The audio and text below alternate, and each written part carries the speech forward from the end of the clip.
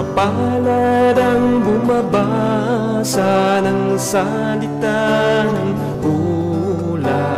Mapalad ang nakikinig at tumutupad. Mapalad ang nahahapis at sila ay aaliwin. Mapalad ang nagugutom at sila ay bubusugin. Ang magtiis hanggang sa wakas, sila lamang ang maliligtas. Ang magtiis.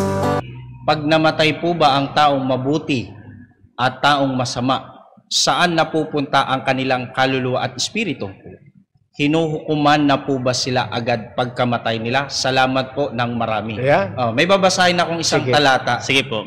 Dito po sa Aklat ng Mga Gawa, sa 2 ang talata ay 33. Kaya't yamang pinarangalan sa kanang kamay ng Diyos at tinanggap mula sa Ama ang pangakong Espiritu Santo, ibinuhos niya ito na pawang nakikita at naririnig ninyo, sapagkat hindi umakyat si David sa mga langit. Ngunit siya rin ang nagsabi, sinabi ng Panginoon sa aking Panginoon, maupo ka sa kanan ko. Dito po ay binabanggit po si Haring David. At si Haring David ay isang matuwid na tao. Ito po ay naging malapit sa puso ng Panginoon. Isang tao na malapit sa puso ng Diyos. Sa ibang salita, ito'y matuwid. Tama. Kahit sa grupo ng mga Islam, Muslim at mga Kristiyano, si Daud. walang magsasabi na ito ay hindi matuwid. Pero pansinin po ninyo, nung si David, isang taong matuwid ay namatay, ang sabi sa talata ay hindi umakyat si David sa mga langit. Ibig sabihin, yun pong matuwid na tao, pagka namatay, ay hindi agad-agad umaakyat sa langit. Bakit po? Bibigyan ko po kayo ng isang lohikong kaisipan. Kung ang matuwid na tao ay agad-agad aakyat sa langit, sino pang babalikan ni Jesus? Tama. Sa muling pagkabuhay, sa pagbabalik niya. Tama po. Nandoon na pala sa langit yung mga namatay. Di ba? Kaya makikita natin dito na yun pong mga namatay na mabuti, matuwid, hindi po agad-agad umaakyat sa langit. Paano naman po kung masama? Saan po ba? Hinahatulan na ba kaagad siya? Meron ako naalalang isang talata. Baka at tingin ko kaugnay ito Yung doon sa pulubi at saka sa mayaman. Ito yung nakikita ko ginagamit ng mga Catholic faith defender para masabi na kapag namatay ka, pagka matuwid, napupunta ka sa langit, pag masama, ay doon ka sa impyerno. Ang sabi dito, Lucas 16, talatang 22. At nangyari na nang mamatay ang pulubi, at siya'y dinala ng mga anghel sa sinapupunan ni Abraham. At namatay naman ang mayaman at tinilibing. At sa Hades na nasa mga pagdurusa ay itiningin niya ang kanyang mga mata at natanaw sa malayo si Abraham at si Lazaro ay nasa kanyang sinapupunan. Ito daw yung patunay na kapag namatay ka na matuwid, napupunta ka sa langit. Pag namatay ka na masama, nandoon ka naman sa impyerno. Sapagkat si Lazaro dito, yung pulubi ay namatay na matuwid. At nakita na siya ay dinala sa sinapupunan ni Abraham. Ito daw ay sa langit. Then doon naman sa mayaman, napunta sa Hades. Ito daw ang impyerno. At binabanggit nga na nagdurusa yung mayaman. Kaya nga inirequest niya pa dito na pwede ba yung daliri ni Lazaro ay idampi man lang sa aking labi? Kasi sobrang naghihirap ako dito. Ito yung mga doktrina na kagaya ng tinatalakay natin.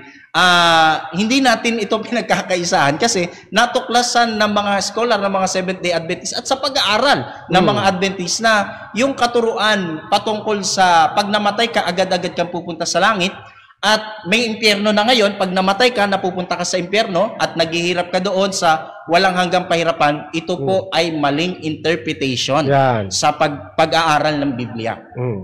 Bakit po? Unang-una, si Lazaro, nung namatay, ang sabi, dinala sa sinapupunan ni Abraham. Oo. Sa kultura kasi, Brother Camacho, Brother Aldrin, sa kultura ng mga Hudyo, kapag namatay ka ng may kapayapaan, ito, binabanggit nila na, ito nasa sinapupunan na ni Abraham. Simbolismo yan. May itinuturo po itong parang symbolism. Ito ay metaphor ng kahulugan ng salitang pagka ikaw ay namatay na may kapayapaan. Sa mga Hudyo, ikaw ay nasa sinapupunan na ni Abraham. Nasa sinapupunan ng iyong magulang.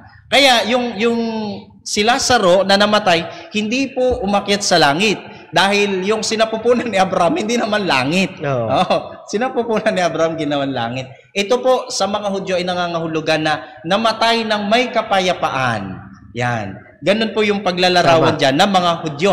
At yung mayaman naman ay napunta sa Hades.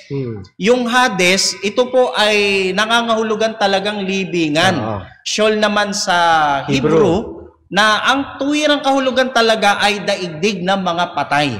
Ito ay libingan. At dito po, ang mga tao ay walang nararamdamang kahit anuman.